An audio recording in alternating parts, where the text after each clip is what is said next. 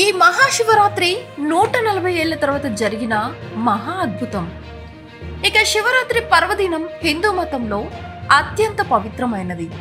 ప్రతి సంవత్సరం మాఘమాసంలో అమావాస్యకు సమీపంగా వచ్చే చతుర్దశి తిథిని మహాశివరాత్రిగా జరుపుకుంటారు. అయితే 2025వ సంవత్సరంలో మహాశివరాత్రి ప్రత్యేకంగా చరిత్రలో నిలిచిపోయేలా జరిగింది. 144 సంవత్సరాల తర్వాత మహాశివరాత్రి రోజున ఒక అద్భుతమైన ప్రకృతి దృశ్యం ప్రపంచవ్యాప్తంగా భక్తులను ఆశ్చర్యపరిచింది. ఇక 144 ఏళ్ల తర్వాత ప్రత్యేక ఘట్టం. ఈ సంవత్సరం ఫిబ్రవరి 26, 2025న మహాశివరాత్రి రోజున ఒక అరుదైన ఖగోళ సంఘటన జరుగుతుంది.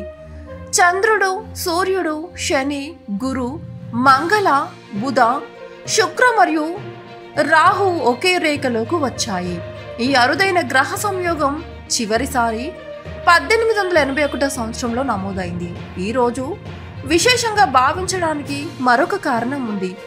భారతదేశంలోని పవిత్రమైన నదులు, ముఖ్యంగా గంగా, యమున, గోదావరి, నర్మదా, కృష్ణ, కావేరి నదుల నీరు ఒక్కసారిగా అద్భుతంగా ఉప్పొంగినట్లు కనిపించాయి. భక్తులు దీన్ని దేవుడి ఆశీర్వాదంగా భావించారు. ప్రయాగరాజ్ మహాకుంభమేళా. ఈ అరుదైన ఘట్టం మహాకుంభమేళా కాలంలో రావడం మరింత విశేషంగా మారింది. 144 సంవత్సరాల తర్వాత ప్రయాగరాజ్లో జరిగిన మహాకుంభమేళా ఫిబ్రవరి 26న మహాశివరాత్రితో ముగిసింది. ఈ మహాపర్వానికి సుమారు 60 కోట్ల మంది భక్తులు హాజరయ్యారు. ఇది ప్రపంచ చరిత్రలోనే అతిపెద్ద భక్తి సమావేశంగా నిలిచింది. పుణ్యస్నాన విశేషాలు. భక్తులు విశ్వాసంతో త్రివేణి సంగమంలో పుణ్యస్నానం చేశారు. మహాశివరాత్రి రోజు జరగడం వల్ల ఈ పుణ్యస్నానానికి మరింత ప్రాముఖ్యత లభించింది.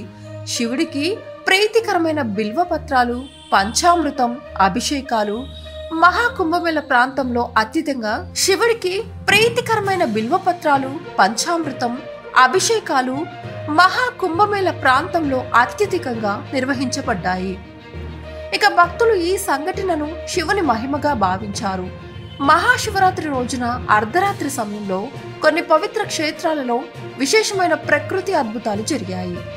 వారణాసి కాశీ విశ్వనాథ మందిరంలో శివలింగంపై సహజంగానే పాలు దారులుగా వచ్చాయనే వార్తలు ప్రచారంలోకి వచ్చాయి. మహాశివరాత్రి పూజలు, వ్రతాలు. ఈరోజు భక్తులు ఉపవాసం ఆచరిస్తూ రాత్రిపూట జాగరణ చేస్తారు. శివునికి తిలకధారణ, బిల్వ పత్రార్చన, లింగాభిషేకం, మహానైవేద్యాలు అంకితమవుతాయి. శైవ క్షేత్రాల్లో భక్తులు ఓం నమశివాయ అనే మంత్రాన్ని జపిస్తూ ఆధ్యాత్మిక భావంతో నిండిపోతారు. ప్రభుత్వ ఏర్పాట్లు.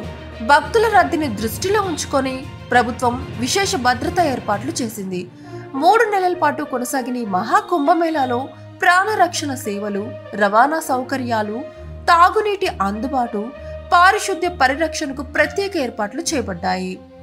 ఇక యునెస్కో ఈ మహాశివరాత్రి సందర్భంగా జరిగిన ఘట్టాలను పరిశీలించి భారతీయ ఆధ్యాత్మికతకు మరింత ప్రాధాన్యమిస్తూ కుంభమేళాను మానవాళి సంస్కృతికి చెందిన అపురూప సంపదగా గుర్తించింది. ఇక 144 ఏళ్ల తర్వాత వచ్చిన ఈ మహాశివరాత్రి భక్తులకు ఒక అపూర్వమైన అనుభూతిని మిగిల్చింది. భక్తుల విశ్వాసం, ప్రకృతి అద్భుతం, ఖగోళ సంఘటన ఆల్ ఇన్ వన్ ప్లేస్ దీన్ని అసాధారణమైన రోజుగా మార్చాయి. మహాశివరాత్రి యొక్క ఆధ్యాత్మికత భక్తుల జీవితాల్లో చిరస్థాయిగా నిలిచిపోతుంది. ఈ వీడియోపై మీ అభిప్రాయాలు ఏంటో కింద కామెంట్ రూపంలో తెలియచేయండి. ఇలాంటి మరిన్ని ఇంట్రెస్టింగ్ వీడియోల కోసం చూస్తూనే ఉండండి మా ఛానల్. Please subscribe.